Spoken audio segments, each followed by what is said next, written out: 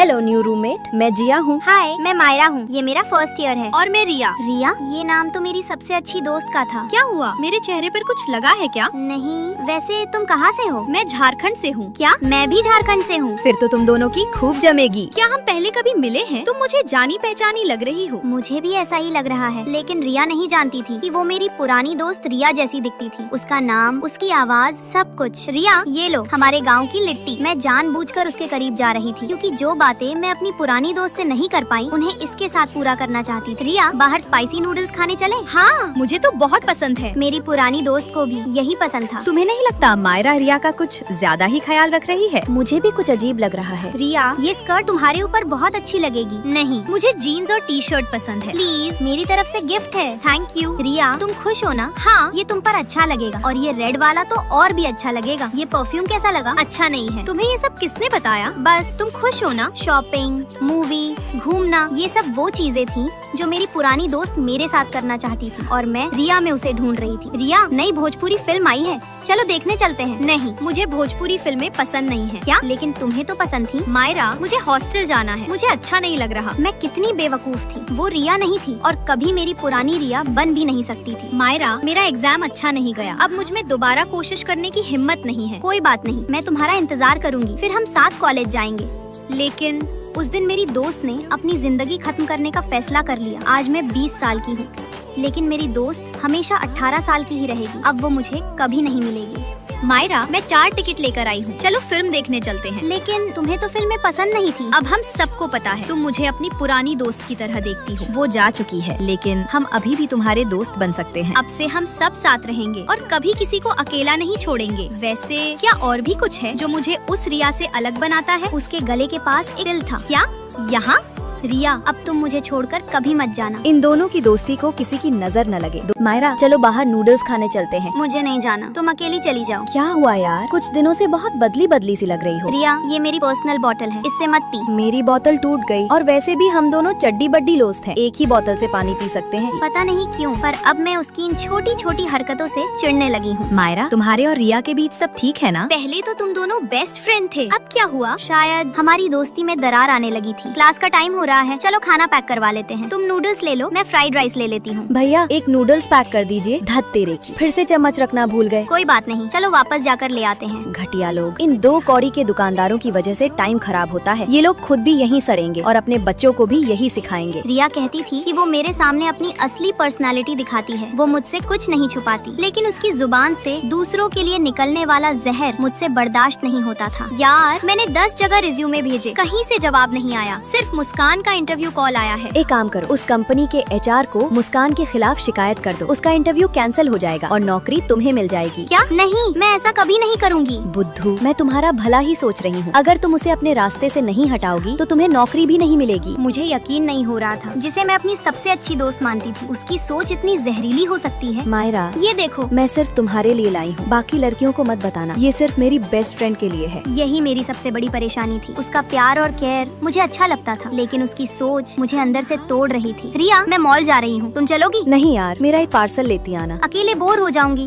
तुम भी चलो ना। अगली बार पक्का, आज थोड़ा काम है। तुम्हें पता है, आज नेल आर्ट शॉप पर अमन आया हुआ है। मैं तो जा रही हूँ, तुम अपना काम करो। तो फिर मैं चलूंगी। जब उसे मेरा काम होता था तब मैं उसकी बेस्ट फ्रेंड होती थी, और जब मुझे उसकी जरूरत होती तो वो मुझे सबसे ज्यादा इग्नोर करती। चलो रिया, चलते हैं। हम लोग थोड़ी देर और रुकेंगे, तुम चाहो तो जा सकती हो, मैं बिल दे दूंगी। अब मुझे लगने लगा था ऐसी दोस्ती से अच्छा है मेरा कोई बेस्ट फ्रेंड ही ना हो। मायरा, मेरा पार्सल लेना मत भूलना। हाँ, अब मुझे समझ आ गया था, मैंने गलत इंसान को अपना सबसे अच्छा दोस्त बना लिया था। उसे न लोगों से बात करने की तमीज थी और न दोस्ती की अहमियत। ऐसे दोस्तों से दूर रहना ही बेहतर है। ओए गधी, तूने इतने पैसे क्यों दिए थे? खाना तो सिर्फ 25 रुपए का आया। क्या सिर्फ 25 रुपए? मैं तो 50 रुपए में लाई हूँ। बुद्धू, 2nd फ्लोर पर नया स्टॉल खुला है। 5 रुपए की नॉन वेज सब्जी, 5 रुपए की वेज सब्जी, और रोटी चावल तो पूरे फ्री है। मैंने 3 नॉन वेज और 2 सब्जियाँ ली, साथ में रोटियाँ, सब मिलाकर सिर्फ 25 रुपए हुए। अच्छा, मतलब हर बार हमारे पूरे 25 रुपए बच जाएंगे। वाह, यानी हर महीने पूरे 750 रुपए बच जाएंगे। और ये तुम्हारी 50 रुपए की कॉफी। क्या? ये तो 100 रुपए की मिलती है ना? वहाँ एक के साथ एक फ्री मिल रहा था। मैं आधा घंटा लाइन में खड़ी रही। वाह यार, कंजूसी में तो तेरा कोई मुकाबला ही नहीं है। जिया, जल्दी कर, अपना हेयर स्ट्रेटनर, ब्लो ड्रायर और इंडक्शन कुकर सब छुपा दे। क्यों? क्या हुआ अचानक? मुझे पक्की खबर मिली है, वार्डन मैम सरप्राइज चेकिंग के लिए आ रही हैं। कोई भी भारी इलेक्ट्रिक सामान मिला तो सीधा जुर्माना लगेगा। बस फिर क्या था, हमने कमरा ऐसे चमका दिया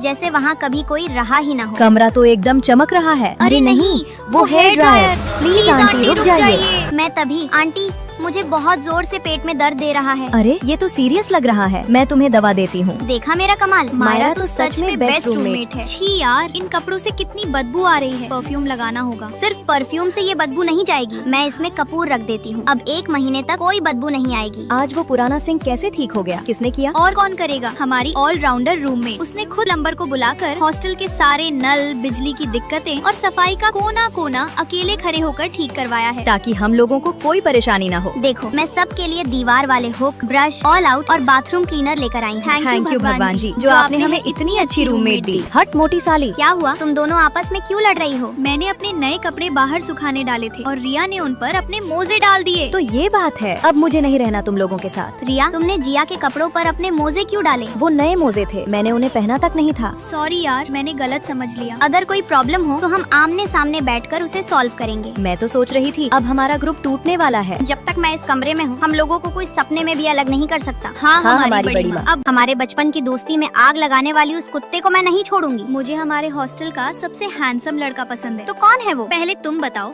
तुम्हें कौन पसंद है? चलो तुम दोनों एक साथ बताओ। अयान। क्या तुम्हें भी अयान पसंद है? पसंद है। मुझे और मेरी बचपन की दोस्त दोनों को एक ही लड़के से प्यार हो गया। मैं एक मिडिल क्लास परिवार से थी, जबकि मेरी दोस्त एक अमीर परिवार से थी। मायरा, तुम्हें फैशन डिजाइनिंग में फर्स्ट प्राइज मिला है। स्टेज पर आओ और अपना डिजाइन सबको बताओ। मैं तो बस किस्मत से जीत गई, मेरे बदले जिया समझा देगी। जिया आओ और सबको बताओ। वैसे भी अयान को मेरे जैसी डरपोक और गरीब लड़की कभी पसंद नहीं आएगी। चलो चैलेंज लगाते हैं। अयान को पहले कौन पटाएगा? नहीं यार, मुझे कोई चैलेंज नहीं करना। तुम दोनों एक दूसरे के लिए परफेक्ट हो। हाँ, मुझे पता है, मगर मैं किसी का हक नहीं लेती। अगर जीतूंगी तो अपने दम पर। अयान, हमारे ग्रुप प्रोजेक्ट में एक मेंबर की जगह खाली है। ओए, वो नहीं आएगा। हाँ ठीक है, मैंने प्रोजेक्ट की पूरी पीपीटी रात भर जाकर तैयार कर ली है, एक बार देख लो। मायरा कहाँ है? वो अकेले अपने प्रोजेक्ट पर काम कर रही है। अयान, चलो आज रात डिनर पर चलते हैं, वहीं फाइनल कर लेंगे।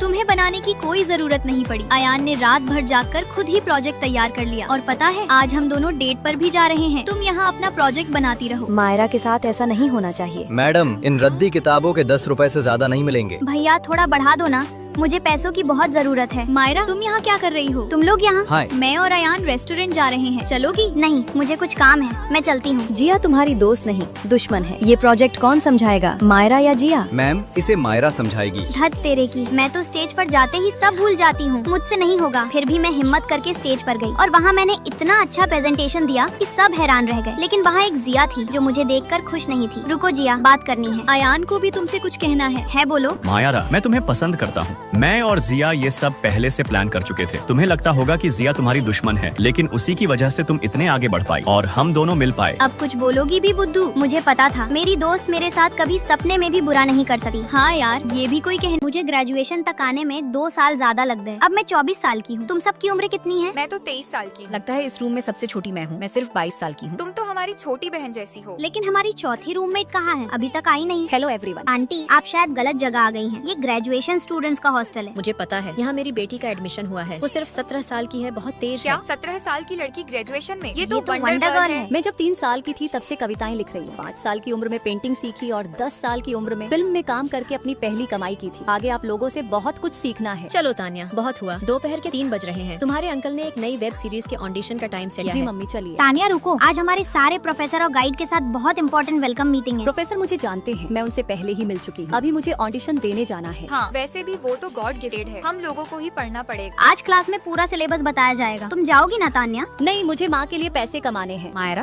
तुम उसके बारे में ज्यादा मत सोचो, वो तो 2 दिन पढ़कर भी टॉप कर लेगी। तानिया हर समय सिर्फ अपनी माँ के लिए पैसे कमाती रहती है। सेमेस्टर के एग्जाम में भी वो नहीं आई। वो तो एग्जाम देना चाहती थी, लेकिन उसकी माँ ने प्रोफेसर से बात कर ली थी। आओ आओ दोस्तों। तानिया, ये फाइनल एग्जाम के सारे नोट्स हैं। अगली बार एग्जाम देना। तुम लोग मेरी बेटी को क्या सिखा रहे हो? इसकी चिंता मत करो। आंटी, हम चलते हैं। क्या मैं जिंदगी भर ऐसे ही डर कर जीती रहूंगी?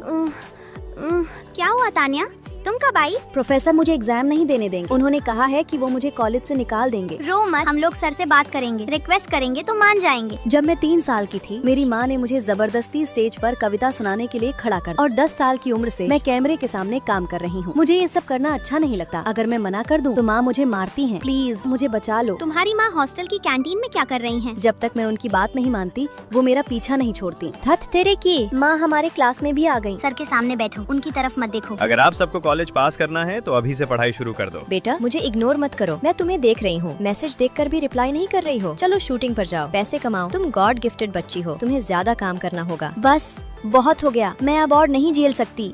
क्या कर रही हो तान्या? क्लास से बाहर जाओ। ओए तुम मुझ पर चिल्लाओगी? मैंने तुम्हें पाल पोस कर इतना बड़ा किया है। आज घर आओ, तुम्हारा सारा गुस्सा निकाल दूंगी। सॉरी सर डिस्टर्ब करने के लिए। अब मैं क्या करूं? मुझे घर नहीं जाना। हमने अपना ग्रेजुएशन पूरा कर लिया। लेकिन तान्या का नहीं हो पाया। वो पिछले 1 साल से अस्पताल में है। उस पर इतना ज्यादा दबाव डाला गया कि वो गहरे डिप्रेशन में चली गई। सभी माता पिता से मेरी एक गुजारिश है, बच्चों पर इतना दबाव मत डालिए कि वो जीने की उम्मीद ही छोड़ दें। अगर आपको ये वीडियो अच्छी लगी हो तो एक प्यारा सा रेड हार्ट जरूर भेजना।